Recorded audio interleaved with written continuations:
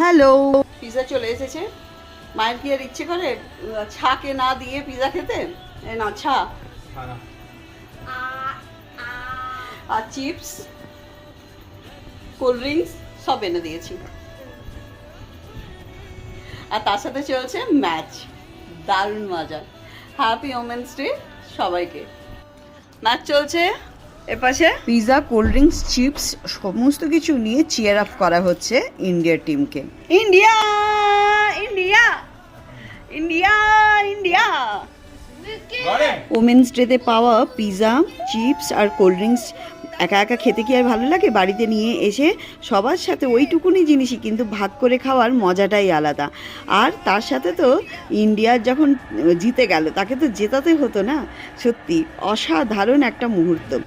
Heartiest congratulations to Team India and the entire nation on this proud moment. সত্যি ভাবা যাচ্ছে না। সত্যি ডেডিকেশন, প্যাশন আর ফাইটিং করার স্পিরিট থাকলে জিততে তো হতোই।